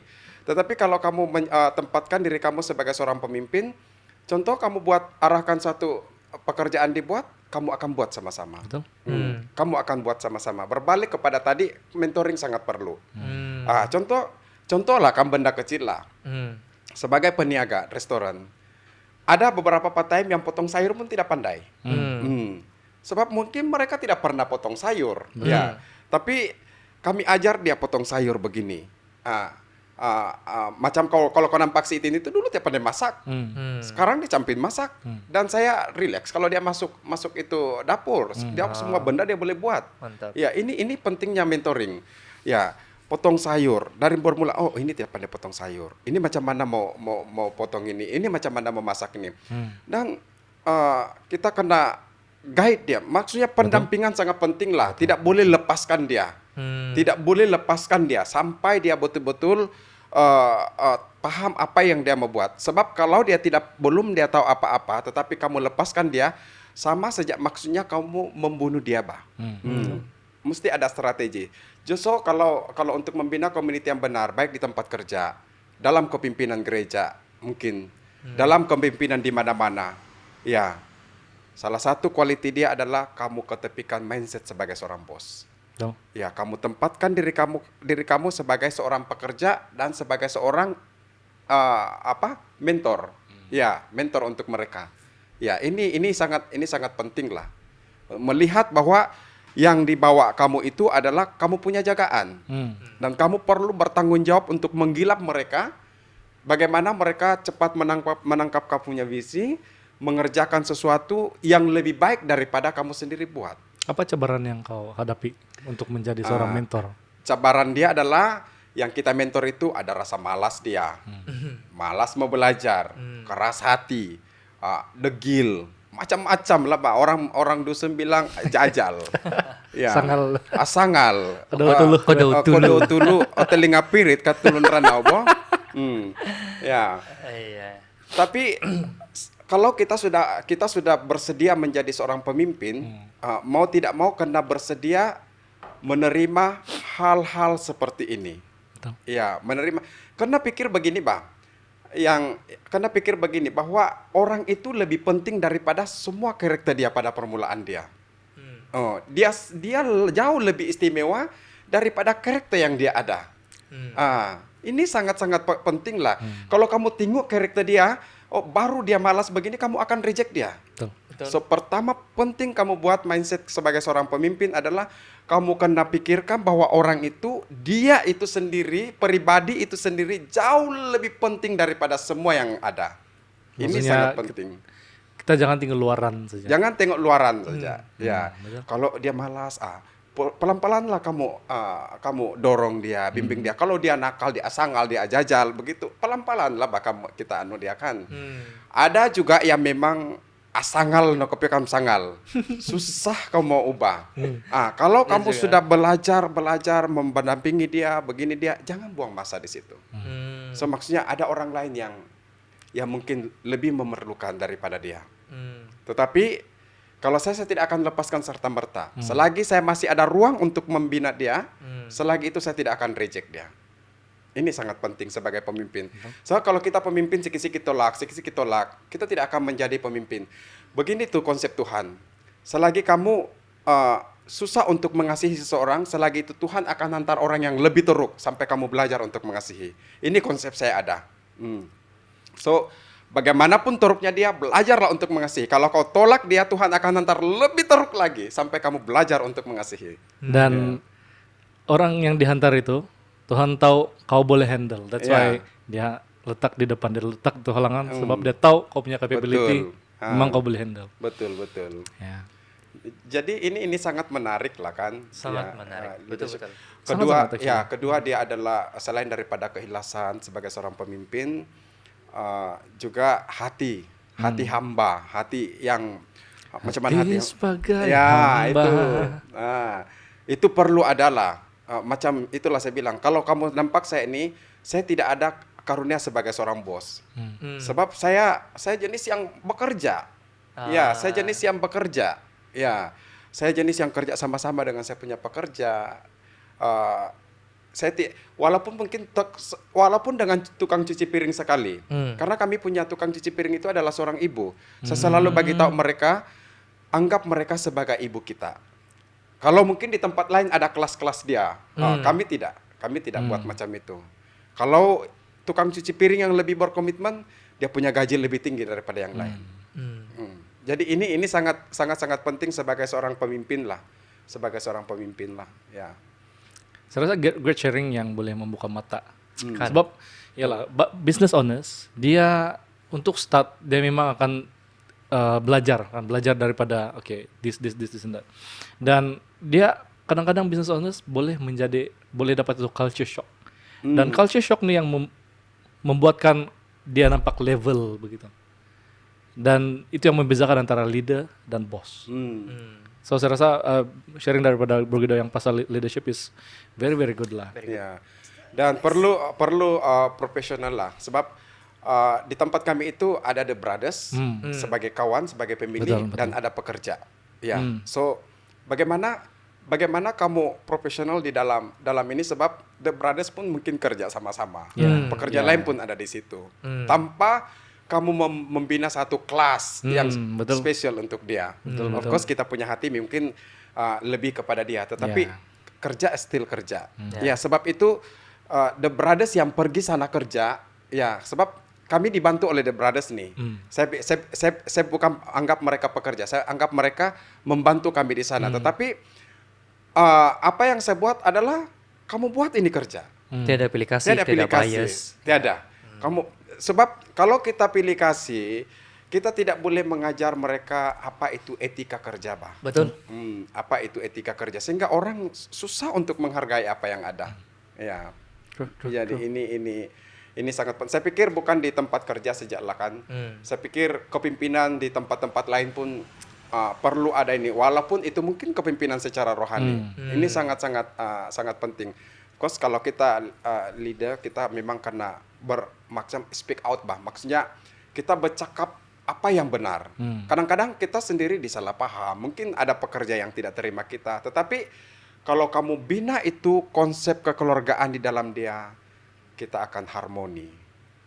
Ya, mungkin ada sakit hati dalam 1 jam, 2 jam. Tapi saya buat itu, kalau saya tidak berdepan dengan mereka, saya akan teks mereka. Sorry saya marah kau tadi. Belajar untuk meminta maaf sebagai seorang pemimpin. Jangan karena kita ini ada ego, bah. Betul. Ego kita lah yang membuat kita susah untuk meminta maaf dengan kita punya pekerja. Jadi itu yang saya kenapa kami enjoy lah. Kenapa kami enjoy. Ya. Dan saya rasa semua ini buah dia adalah itu success of Garage Kitchen sama buka lagi Garage Cafe. Dan sebenarnya mungkin mau masuk sedikit kan. Saya pikir Garage Kitchen saya sangat suka makanannya, sedap betul-betul sama. Saya bilang janganlah bawa saya pergi Garage Kitchen, saya bilang walaupun saya diet kan. Dia bilang pikirlah kau makan, dia bilang begitu kan. Pikirlah makan. Tidaklah, saya makan. Duduklah makan. Tidak boleh jauh. Waktu itu tuh makanan tuh, babi kicap semua. One of the thing yang punya makanan kan hidup, Pak. Kalau nampak Kenapa hidup? Maksudnya kan dia tidak kusam, orang. Oh iya betul. Dia marak, Pak. Jadi kalau macam kau tertarik mau tinggal kan dan mau makan gitu, Pak. Kalau memang kau semangat tidaklah. Ya, actually kami begini, konsep kami bilang apa yang ini satu istimewa kamu perlu tangkap. Apa yang saya mau makan, itu yang dimakan, itu yang dimasak di kedai. Mana benda yang saya tidak makan, tidak akan dimakan, tidak akan dimasak. Contoh, saya founder dia. Nasi goreng. Ada orang masak nasi goreng dengan bawang putih. Ya, Tapi karena saya tidak suka bawang putih, Hmm. nasi goreng di Geris Kitchen dan Geris KP tidak akan guna bawang putih. Kalau dia guna bawang putih, memang saya meredang. Sebab saya tidak suka bawang putih. Kopi pahit kah? Tidak, Pak? Tetapi kalau masak di sayur saya makan. Tapi kalau macam masuk dalam nasi goreng itu tidak. Ya, Ya. memang tidak. Jadi kalau ada tukang masak, bos, tolong beli ini ini benda macam contoh lah. Ada nasi goreng kadang-kadang dicampur-campur dengan itu kan yang biji-biji itu, tapi karena saya tidak berapa minat, ya bos beli ini, saya tidak akan beli itu barang. Oh, sebab saya tidak suka yang makan. hijau-hijau itu kan. Ya. Iya, paham. Saya tidak suka makan walaupun orang lain boleh makan. Jadi asal saya bilang ini barang tidak akan ada di kedai. Ya. Paham, bro. Itu. Bah, kau punya kan, jadi Iya. salah ya lah Iya. begitu, dan mestilah kau posati apa yang kau Sebab itu saya enjoy kasiran itu kedai sebab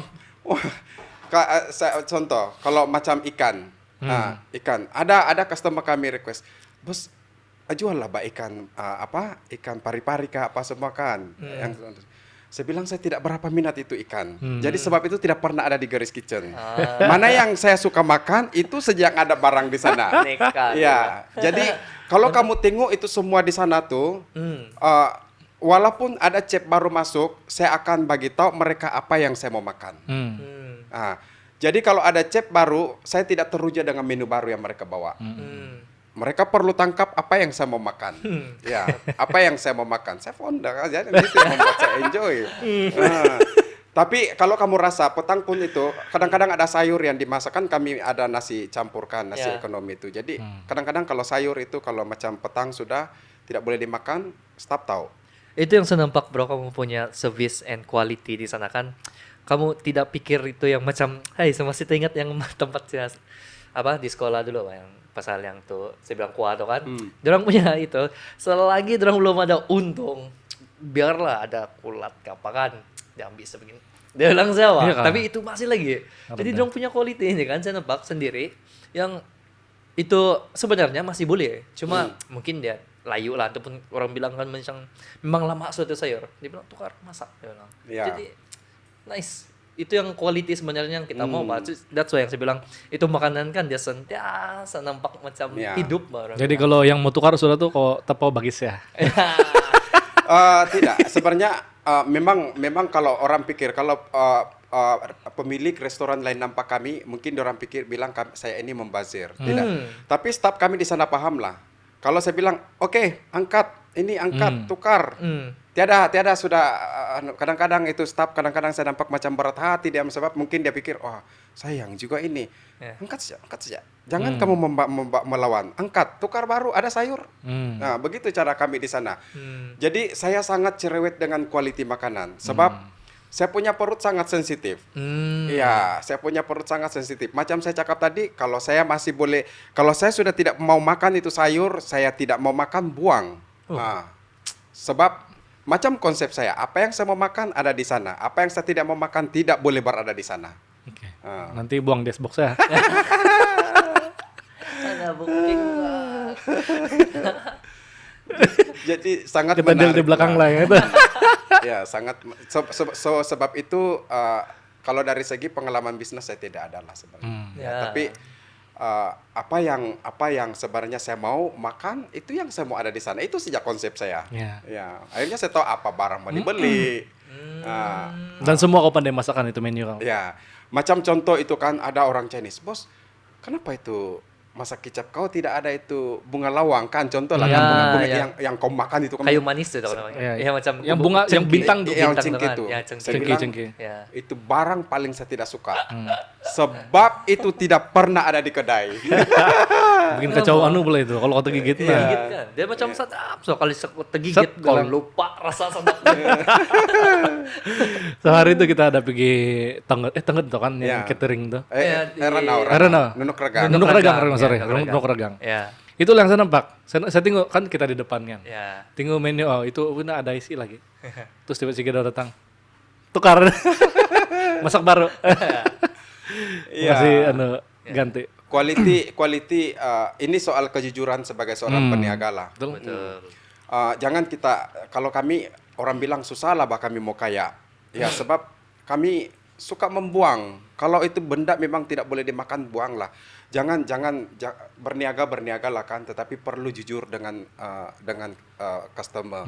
Kalau kamu rasa itu sayur memang walaupun masih boleh dimakan sebenarnya, tapi kalau dia cenderung untuk macam orang buat sakit perut, sebab perut orang tidak sama bahkan. Betul. Ya, buanglah bah. Sebab kamu tidak rugi juga, sebab sudah orang beli yang lain. Masih ada stok lagi. Masih ada stok Stok lagi. dan stok pun memang Iya. untuk itu. Yang walaupun itu sayur kena kasih pinapi belakang, ada tukang sambut dia. Ya. Kita lah itu di belakang. Ada tukang sambut jadi belakang. Macam hari itu pun saya tebakan, memang segitu tukar saya bilang. Jadi saya ambil sudah, betul-betul dia tukar. Ya, so untuk information lah kan, Garis Kitchen actually dia ada dia ada service catering kan, dan catering ini dia ada termasuk ada band kan, musician, saxophonist macam hari itu di Nurul Ragang, kira satu package lah itu kan. Ya. Satu kali dengan MC tuh kan, bro. Ya, satu kali dengan MC, musician, Ya. dan actually fotografi sudah tambah sekarang kan. Nah, kalau macam mau package kawin kan, boleh. Kau mau kawin nanti, kau ingat lagi Garis Kitchen. Kan, Nanti dia bagi catering, dia bagi musician, fotografi, videografi. Jadi Ada juga. setiap perlu lagi pikir yang oke catering ini, siapa lagi fotograf ya, Ya, siapa lagi MC, betul. siapa lagi. Nanti deko pun ada sudah lagi kan, contoh. Ya. Oh, oke, Nah kan, satu kali. Nah, kawin package terus. kau tinggal Nah, pikir dia kawin lain. saja. Tinggal kawin saja. Ya, and then sebenarnya kalau catering ini kan bercakap catering, siapa yang ambil kami memang puas hati. Sebab kompom tetamu kamu akan menapau. Betul. Betul. Jarang pula hari itu. Jarang Saya- catering mau kasih tapau kau. Oke, saya punya own experience ah. Ya. Saya pergi kawin-kawin kan, saya biasa ambil fotografi video kawin kan. Makanan memang ada yang banyak menu, ada yang sedikit menu lah. Masa di Nunduk Ragang, saya tengok menu saja bermacam-macam. Kan. Masakan semua yang sedap-sedap. Pas berlebihan lagi. Ya. Ada tetamu yang balik kan, boleh kami tapau kah? Karena bagi plastik tapau. First time saya tengok. Iya. Memang kalau kami catering kawin, kami karena kita ini dari kampung, Bah. Ya, kita ini dari kampung, biasa juga menapau kalau kita pergi tempat orang kan. So, kalau kami catering tuh, kami akan sediakan, kami kasih makan lagi orang gotong royong. Iya. Ya. Ada catering begitu? Tidak ada. Ayo. Ya, ada catering begitu. Ya, kami kasih makan lagi orang gotong royong. Saya bilang sama chef, oke masak-masak. Jadi chef kami punya tukang masak itu paham sudah saya punya perangai kan. Oke bos, berapa banyak mau dimasak bos? Begitu. Masak sejalah saya bilang begitu, kasih makan orang kampung begitu. Jadi yang sebenarnya ambil catering kami itu memang untung lah, sebab makanan memang kamu tidak akan kekurangan. Betul. Tapi Tidak kamu tahu kurang. kenapa? Tuhan betul-betul itu logo kami itu kan 5 roti 2 ikan itu kan. Betul loh. Nice. Kalau di Manifesting. kampung ini, terkejut kalau kamu catering. Karena kalau di kampung ini, oke, turun-turun sudah ini makanan ini kita tambah lagi. Kalau di bandar kau catering, oke, ayu lagi orang makan, habis makan satu kali balik. Kalau di kampung ini makan Datang, turun lagi, datang. makan lagi, Betul. tapau lagi. Ya. Tetapi pun makanan tidak habis. Tidak habis. Itu saya bilang Tuhan yang kasih limpah untuk makanan itu. betul, Untuk betul. orang. Ya. Dan saya nampak ini depan mata saya. Betul. Gila, memang udah habis makanan Ya. lah. Jadi siapa mau kawin catering dengan kami ya? Garis Kitchen Iya. lah. Wah. Tapi memang puas hati lah saya bilang. Ya, Saya terpikir juga, wih terlalu banyak bani tapi apa orang bilang cukup kok kan bro? Ya. Ya cukup kok. Lebih dari cukup, man. Lebih dari cukup. Ada lagi cakap, kamu tidak rugi kayak ini? Ya, itu yang sebenarnya Saya tengok-tengok begini, saya kira-kira tidak rugi, untung. Ya, salah satu keuntungan saya kasih makan orang sampai puas, saya bilang kan. Sebab kamu tahu, saya punya perangai ini saya warisi daripada bapak saya, Bah. Suka kasih makan orang. Sebab itu yang dekat dengan saya bersedialah kamu gemuk. Sebab sikit-sikit, kamu sudah makan kah? Kamu sudah makan kah? Itu saja yang selalu saya cakap kalau jumpa. Kamu sudah makan kah? Tidak tahu, susah mau ubah saya punya perangai tahu ini. Ya, susah mau ubah. Tapi kan perangai Sabahan juga itu salah satu perangai Sabahan gitu. Kalau jumpa orang, kau sudah makan nggak gitu? Macam yang, apa kabar? Sudah makan nggak gitu? Ya, sudah makan. Nah, tapi kalau kok terus membawa makan itu lebih bisa deh. cara Sabahan mau ketesi orang. Iya, macam, iya. saya makan nggak? Iya. Ya. Jadi itu bercakap. Pasal ini kami punya Garis Kitchen ini juga bercakap tentang community. Betul. Ya. bercakap tentang community. So kami membina community dengan orang kampung. Contoh dia jemput kami catering, kami layani mereka dengan sepenuh hati. Selalu saya kasih tahu staf saya sebelum kita sampai di kampung, saya kasih briefing mereka bahwa kamu harus melayani mereka dengan sepenuh hati. Ya, kamu kena fokus bahwa kita pergi sana bukan untuk enjoy, pergi sana untuk kita melayani orang-orang di sana yang tempat kita catering. Nah, jadi itu sebab ramai orang tertarik lah dengan kami punya catering, dan ke depan ini akan banyak. Besok pun banyak dua pertembungan kami punya catering di 2 tempat. Nah, Ya. syukur. Yang 10 orang, 20 orang pun begitu juga. Kami kasih lebih makanan. Nah, next week kita pergi makan di sana Abi deh. Ya. Saya rindu satu dia punya menu. Selama ini kan satu macam orang bilang bagi saya lah, saya terkejut ataupun baru saya percaya lah. Selama ini saya rasa yang kok susah nih kan, memang kok susah lah selamanya. Walaupun banyak orang cakap memang orang bersusah nih akan berjaya nih dia bilang. Tapi saya tidak percaya sebab belum ada yang saya nampak betul-betul depan mata begitu Pak. And then si Bro Gidau saya kenal dia, betul-betul saya tahu cara pengalaman dia kan, and then how dia bertukar ataupun macam mana dia menjadi dia sekarang. Betul-betul yang macam kau cakap membuktikan yang sebenarnya selagi kau tidak give up, selagi kau masih orang bilang berjuang, ada sesuatu yang indah di belakang hari dia. Betul-betul inilah contoh dia. Sangat. Ini baru ini kali sejumpa yang betul-betul yang saya percaya lah. Memang di luar sana kita dengar cerita saja kan. Jadi bila kita dengar cerita tapi kita tidak kenal tuh orang, dia punya kesan tuh tiap berapa kuat Bang. Jadi ini si Bro Gidau kenal, terus nampak dia punya cerita begitu kan, dan betul-betul terkesan sangat-sangat memberi inspirasi orang. Dan ya betul, setuju. Dan untuk memang lah seperti yang kau cakap juga actually, kita memang kenal Bro Gidau sekarang kan. Kita sangat terkesan dengan dia punya cerita sebab kita kenal kita tahu dia punya cerita, dia punya permulaan apa semua. Dan even Bro Gidau sendiri sudah buat sharing di beberapa tempat kan tentang perjalanan dari mula hingga lah sekarang begitu. Dan untuk orang di luar sana lah kan, untuk yang di luar sana mungkin dia punya kesan mungkin tidak semacam kami yang kenal betul-betul, tapi Gary's Kitchen punya bantuan. Kamu boleh cek di Instagram apa semua, ada foto-foto di sana, akan update lagi. Banyak bukti-bukti yang beliau sudah membantu. Betul. Apa cara kita yang sebagai penonton untuk membantu adalah pergi makan di sana. Pergi makan di sana. Pergi makan. Sebab bila kita membantu orang yang membantu orang, itulah kita memberkati dia orang. Dia orang akan memberkati orang, lebih banyak orang. Jadi itu berkat kan berterusan. Ya. Sangat bersyukur juga sebab macam saya cakap tadi, kalau kamu tengok saya punya masa lalu pun kamu akan menghakimi saya. Ya, sebab saya pun bukan orang yang bagus-bagus di masa lalu. Banyak kehancuran, banyak jatuh bangun, banyak kerusakan. Tetapi apa yang saya belajar sekarang adalah saya belajar untuk memperbaiki diri saya sebenarnya. Ya, memperbaiki diri saya, mengubah saya punya keadaan hidup. Walaupun saya tahu saya bukan juga orang yang sempurna dan saya pun terlalu banyak komitmen pribadi juga. Tetapi bukan bermaksud halangan saya untuk berbuat sesuatu kepada orang lain. Ya. Jangan tunggu keadaan kita pulih sepenuhnya, sempurna sepenuhnya, baru kita melakukan sesuatu juga untuk orang lain. Dia macam, ada satu contoh kan, saya pernah tanya bahasa sebelum nih, bila kamu kawin, dia bilang, bila kamu kawin anak saya. Terus masa itu, yalah, belum lagi anu kan. Terus jawaban yang paling biasa Anda dengar adalah tunggu stable dulu. Tapi sampai bila kamu tunggu stable? Sebab berkat dia bila kau sudah, sebelum mungkin kau dari segi keuangan belum stable apa semua kan. Tapi enggak apalah, tunanglah dulu gitu. Dan sebenarnya dengan pendampingan daripada pasangan itu, kau akan lebih terbuka dan berkat akan datang lah begitu. Dan sedang melalui syukur lah. Iya. Tinggal kami doa si Tommy lagi nih, tahu macam mana ke depannya. Soon. Ya, soon. Menjadi orang papar deh. Nah, dia cakap apa orang bilang mau kawin, bilang kan gitu kan, tunggulah stable. Dia ada pasangan sudah. Terus saya berpikir kalau orang tanya saya tidak jawab. Sebab bukan tunggu stable kan. Dia betul. Dia bila kalau ada sudah bersedia untuk kasih tunang, kasih duluan dulu itu begitu. Kan. Itu betul. Dan sambil berusaha lah. Ya, betul.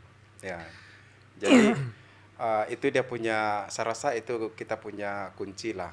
Ya, kunci dia selagi kamu mau, kalau kita ini suka betul-betul melihat bahwa orang lain itu adalah bagian daripada kehidupan kita kan, itu akan mendorong kita untuk berbuat lebih banyak. Setuju. Ya, berbuat lebih banyak.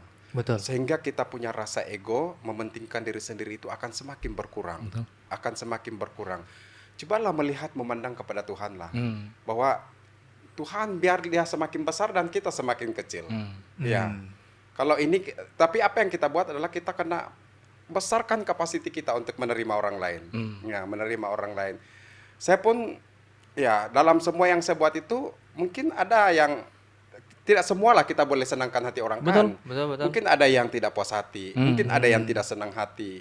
Ya, tetapi bagi saya selagi hati saya benar, motif saya benar, tindakan saya benar, saya akan berbuat sesuatu. Saya akan berbuat sesuatu. Sebab cara Tuhan membela ini dia sangat unik tahu. Ya, cara Tuhan membela ini dia sangat unik. Saya kadang-kadang orang bilang, "Wah, suka famous." Tidak. Kalau saya mau menunjuk sesuatu, banyaklah benda juga saya boleh tunjuk. Tetapi saya tidak suka menunjuk-nunjuk. Saya kadang-kadang kasih promote kedai, memanglah kita kasih promote kita punya bisnis, tapi bukan sebagai menunjuk. Jadi mungkin ada orang, wah dia menunjuk-nunjuk. Tidak. Kalau saya mau menunjuk-nunjuk, banyaklah benda juga saya boleh tunjuk-tunjuk. Lama sudah. Dari segi kerja ya saya. Tapi kalau kamu tengok kerja saya jarang berbual tentang saya punya kerja.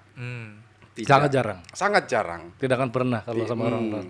Jarang, sebab saya tidak suka menunjuk-nunjuk. Macam kamu jemput saya ini pun, saya terpikir lagi, famous lah saya ini kali. Famous lah saya ini kali, saya bilang begitu. Mau pikir betul saya seti. Aduh Tuhan, saya bilang famous lah ini kali. Ya. Yang sebenarnya tidak. Kalau kamu tengok, saya adalah orang yang sangat berkomuniti supaya ini orang tidak salah paham. Betul. Saya sangat orang yang suka bergaul, suka berkomuniti, suka bersosial. Tapi bersosial secara real. Kalau kamu tengok di media sosial saya jarang. Paling kamu tengok status saya tiap hari saja, status WhatsApp saja begitu. Tapi untuk di media sosial saya sangat kurang. Bukan maksudnya saya tidak mau di sana, tapi memang saya tidak pandai lah editing ini kalau saya ini. Jadi saya takut pula saya send gambar yang tidak berkualiti apa semua. Jadi mungkin itu salah satu juga lah. Tetapi sebenarnya saya memang bukan orang yang suka menunjuk lah. Saya cuma orang yang suka berkomuniti. Ada orang bilang, wah MRK pun dia kawan ini. Saya tidak tengok title dia. Ya, kalau bilang hati saya mau berkawan dengan dia, berkawanlah dengan dia. Begitu sejak. Jadi saya harap tidak ada orang salah paham lah kan. Ya, dengan apa yang kita buat, kita cuma betul-betul mau bantu orang lain. Kita mau bantu siapa yang memerlukan. Ya, begitu sejak. So thank you so much Brother Gidau, sebab sudi datang sini. Macam kau cakap tadi kan, famous lah saya ini. Sedikit kau cakap tidak toh kan. tapi thank you so much sebab kau cakap yes untuk datang sini. Dia membuka mata kami, membuka mata orang di luar sana. Dan sebelum kita akhiri, saya ada soalan. So tradisi saya in this podcast, dalam podcast ini, saya akan minta previous guest untuk tanya satu soalan untuk next guest. Oke. Soalan dari saya tanya kau duluan lah. Oke, boleh. Saya lagi. Oke. Ini sesuai untuk kau lah actually. So ini dari si Elika. Oke, apa jenis orang yang kau mau menjadi dalam dunia ini? Dan kalau kau ada moto dalam hidup, apakah mau itu dan kenapa? Dari dulu memang saya mau jadi yang memberi. Saya mau jadi seorang yang memberi. Ya. Tidaklah bilang duit ke apakah, tapi macam memberilah. And then motor saya dalam hidup Yamaha. Tidak apa. Itu motor. motor saya actually saya ada apa? Ada satu saja. Ini sebenarnya biasa sudah orang dengar. Macam mana susah keadaan kau sekarang. Ingat saja ada lagi orang yang lagi susah dari kau. Jadi jangan pernah anggap that is the end orang bilang. Ya, jangan pernah menganggap itulah pengakhiran. Ya, betul. Jadi teruskan berusaha, begitulah cara saya sentiasa saya kasih mindset saya lah, sentiasa dulu. Sekarang mungkin berubah sudah kali. Tidak lah. Ya itulah jawaban saya. So, saya menjadi orang di dalam dunia ini adalah seorang yang pemberi, dan moto saya bilang walaupun susah macam mana, saya percaya ada lagi orang lagi susah dari saya saya sentiasa bersyukur. Kenapa itu moto? Sebab salah satu bersyukur nih bagi saya, selagi kita tidak pernah rasa bersyukur, selagi itu kita tidak akan pernah rasa cukup. Selagi kita tidak akan pernah rasa cukup, selagi itu kita akan mau sampailah kita pun tidak tahu sampai mana kita mau. Jadi why not kita just rasa satu kali bersyukur saja, apapun yang jadi, just bersyukur, kita akan rasa lega. Daripada kalau kamu tidak bersyukur kan, jadi kurang macam ada sesuatu yang kurang saja kan. Jadi sebab itulah saya memilih untuk itu moto, supaya saya sentiasa sedar, pelan, sedar dan taubat. Slow. Ya, Slow, sedar dan bertobat. slow, sedar dan Bertobat. bertaubat. Itu ayat yang kami jumpa di tengah jalan. Gitu. Nah, itulah sebab kenapa saya pilih itu moto. Oke. Ya. Thank you. Oke, soalan untuk kau, bro. Oke. Apakah yang kau akan buat kalau kau suka seseorang itu, tapi dia ada syarat daripada keluarga yang blok kau daripada kau ada hubungan percintaan dengan perempuan itu. Contoh. Wah, berat ini soalan loh, sebab ya actually saya pernah melalui ini benda lah sebenarnya kan. Ya, jadi apa yang saya buat, karena saya memang kita mau berjuang lah untuk, kalau kita memang suka dia kan, kita akan betul-betul berjuang untuk itu dan berusaha untuk meyakinkan mereka punya family. Ya, itu benda pertama saya mau buat. Ya, saya mau sebab dalam konteks kalau kamu suka seseorang itu kan, mesti kamu suka juga family dia, dan begitu juga dengan hubungan dua arah kan. Kamu kena berjuang untuk dia, berjuang untuk mendapatkan restu daripada dia punya family. Tetapi kalau kamu sudah try dengan segala macam cara, kamu tidak boleh memisahkan dia daripada keluarga dia. Ya, saya perlu belajar untuk tarik diri. So, maksudnya karena keluarga mereka tidak boleh dipisahkan daripada keluarga mereka tahu. Ini konsep dia. Jangan kita karena cinta kita membabi buta macam begitu. Akhirnya hubungan kekeluargaan itu rusak. Nanti dia terima juga saya tidak. Jangan langgar. Ya, of course memang kita akan sakit hati. Ya. Tapi bukan terus patah semangat macam saya, step 1 itu adalah kamu kena berjuang untuk itu dan berusaha untuk meyakinkan keluarga dia tentang siapa kau. Kalau betul-betul sudah berusaha tapi tidak dapat juga, paksa kamu bincang dua-dua, cari jalan penyelesaian yang terbaik. Kalau boleh undur diri. Apa boleh buat? Sebab tidak boleh pisahkan mereka punya keluarga. Itu menurut saya. Mungkin ada orang bilang kita kawin sejalah, ya kita kawin sejalah, nanti keluarga kamu terima saja itu.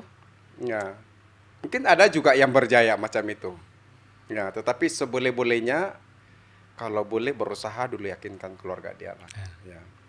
Dan saya rasa kau punya jawaban, dia sangat-sangat matang sama sama long term. Betul. Ya, bila kau sebut pasal akhirnya kalau kau teruskan tapi akhirnya itu melonggarkan ataupun kasih rusak hubungan dia dengan keluarga, itu adalah jalan yang salah. Betul. Iya, betul.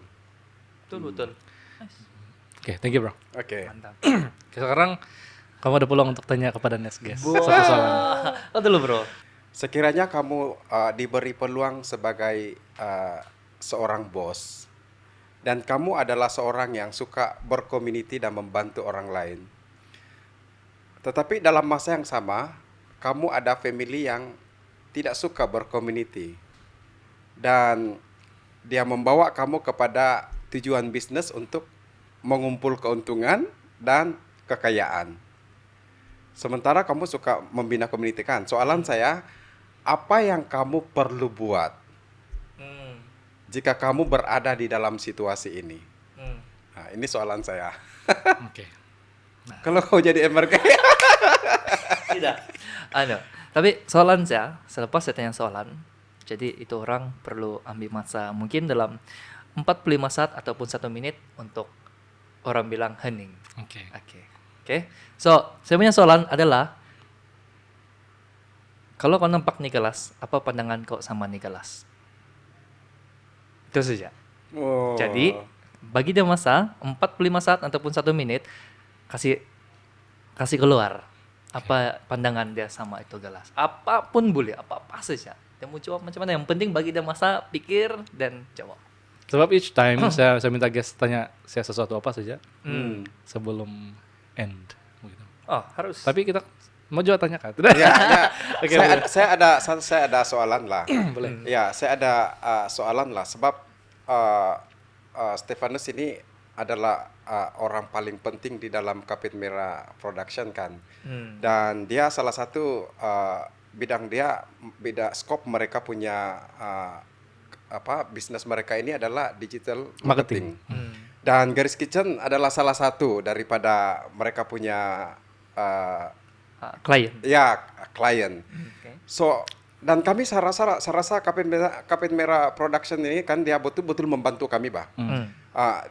Bayangkan karena saya ini tidak suka, macam saya cakap, tidak suka editing apa segala macam. So selepas Kapit Merah Production dia ada di sana, ada salah satu family dalam Garis Kitchen. Saya rasa macam semua kerja saya jadi santai, relax begitu kan. So soalan saya kepada si Stefanus kan, ya memang mungkin dia ada kemahiran yang kita tidak tahu ini kan.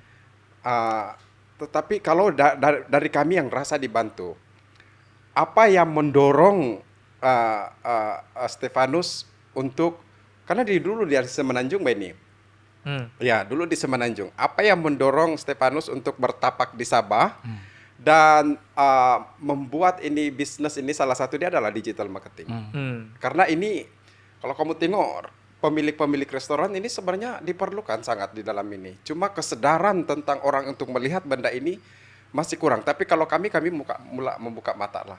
Kalau sekarang kita zaman bukan macam yang dulu punya. Ya. Apa yang menggerakkan Stefanus untuk bertapak di Sabah? Oke. Ya. 1 menit 25 saat. Tidak. 30 saat. 30 saat. Good question lah, bro. Semuanya bermula dengan Mr. Kamatan. Oh. Ya. So sebelumnya saya di saya di Johor. Dan itu company memang support saya untuk join Mr. Kamatan. Tapi tidak pernah expect saya akan menang nomor 1. Sebab kalau saya menang nomor 1, saya terpaksa di sini ada tugas apa semua, dan kerja company terpaksa tergendala. Postpone lah. Dan saya honestly, saya sudah cakap sama family saya benda nih, tapi sama kawan-kawan mungkin belum pernah. Saya bilang saya tidak ingin menang mula-mula. Sebab saya terpikir pasal kerja saya saja, saya takut saya tidak boleh buat kerja yang di Semenanjung. Saya MC nomor 2. Itu bos yang datang semasa saya bertanding pun MC nomor 2. Nomor 2 saya lah paling tinggi. Tapi saya tidak juga buat yang sekadar ada-ada saja. Saya buat juga yang terbaik.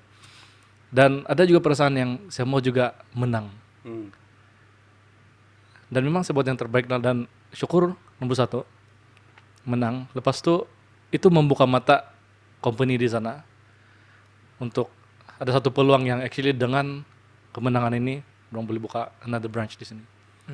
So that's why dengan kemenangan itu saya kena transfer pergi Sabah dan kasih start ini company baru. Dan dengan itu title, itu company boleh bloom, sangat-sangat berjaya. Sekarang sudah ada 3 branch orang dalam masa 2 tahun. Dan oleh sebab Mr. Kamatan, saya dipindahkan di Sabah. Dan yang mana saya pun memang mau balik di Sabah. So itu adalah satu peluang untuk saya bertapak di Sabah lah, satu. Dan akhirnya kami decide untuk buat sendiri. Dan itulah sebab peluang lebih besar untuk buat sendiri. Dan nampak nilai dia di sana. So dan lebih open untuk, sebab kerja bagian begini dia dealing dengan creativity, Bah. Betul. Jadi creativity kok kena ada itu kebebasan. So kebebasan untuk berpikir ini buat tuh. So that's why terbukalah karpet merah. Dan kenapa saya tergerak untuk membantu kamu? Saya selalu dengar ini podcast dari si Simon Sinek, dan dia salah satu thought leaders tentang leadership yang dia sentiasa mengetengahkan itu nilai untuk membantu orang, untuk ada itu mindset, untuk giving mindset, bukan untuk receive, mendapat saja. So bila saya kenal brother, dan kita ada satu masa kita bercerita yang kau membantu membina community dalam kau punya company, dalam itu Garage Kitchen. Dan bila kau sebut pasal kau membuka peluang untuk student bekerja di sana, dan salah satu pekerja di sana orang kampung saya juga. Ya. Dan salah satu pemasak di sana juga, chef di sana, masa itu salah satu saya punya anak buah, adik ipar. So dengan berbekalkan itu mindset, giving mindset, is to help others who help others. So kau membantu orang, dan saya pun mau membantu kau untuk membantu orang. So saya tersentuh juga lah bila every time saya pikir pasal ini kan, saya mau be the person untuk membantu orang yang membantu orang, supaya lebih banyak yang berjaya. Ya, gitu. betul. Terus satu soalan aja paling simpel nih. Jelaskan. Bukan. Cuma aku healing. I mean anything aja dari stres kerja, apa-apa aja lah. Mana konsep mau ambil, cuma aku healing. Honestly ya bro, saya pun seorang introvert juga. Ya, saya introvert juga nih. Saya kadang-kadang kalau saya jumpa orang, saya dari rumah kan, bawa Rp1. Setiap orang saya jumpa di luar, ini 10 sen kau. Jadi saya pandai juga habis cas. Jadi cara saya healing, memang ada orang boleh relate juga lah. Saya duduk diam di rumah satu orang, tidur. Saya bukan jenis yang yang mau healing di luar apa semua, mau travel bukan juga. Tapi kalau ada peluang, saya oke saja. Cuma saya akan healing bersendirian gitu. Begitu. Ya. Paham. Ya. Healing di Jakarta. Cuma saya pun enjoy kalau healing dengan orang-orang yang betul lah. Ya, betul. So thank you Tasolan. Thank you so much brothers, sebab sudah datang sini untuk share, especially Gidao, atas Thank you juga. sharing yang mencurah-curah. Sebenarnya banyak lagi dari Dani kan, tapi sangat nice. Sebab topik kita kali ini adalah pasal leadership dan community, dan saya rasa kita sudah cover mostly pasal itu.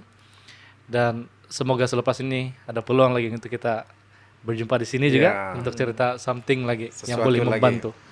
Nanti lain. Next time kita bahas yang topik yang kamu mau bahas tadi. Hai, saya Gidao, sekarang saya berada di sini bersama dengan Tommy dan Stefanus. Ya, jangan lupa tengok episode kami hari Sabtu jam 8 malam di Step It Up Lounge. Cheers. Step It Up Lounge, create, share, inspire. Bye.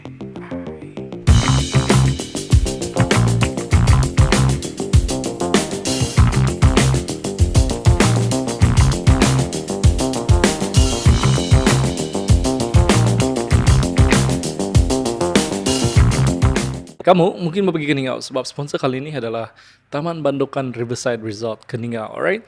So kalau kamu mau pergi Instagram diorang, boleh type Taman Bandukan Riverside Resort. Kamu boleh tengok diorang punya tempat yang cantik. Diorang juga ada pelbagai jenis services dan produk. Ini termasuk conference room, kolam memancing, kamu suka memancing, this is the place. Green Garden Nursery dan juga Garden Cafe. Kalau kamu couple, kamu sedang mencari tempat kawin yang unik, package mampu milik, this is the place. Sebab diorang ada kasih sedia beautiful all-in-one package for wedding. Oke, sebagai contoh, diorang ada cabin and cottage for rent, diorang ada event space, package wedding serendah 4.999 saja guys. Ini package wedding, dia termasuk karaoke set, food and beverages, dan macam-macam lagi. Kamu request saja, oke? Kalau kamu buat wedding sini, it is affordable and uniquely made just for you.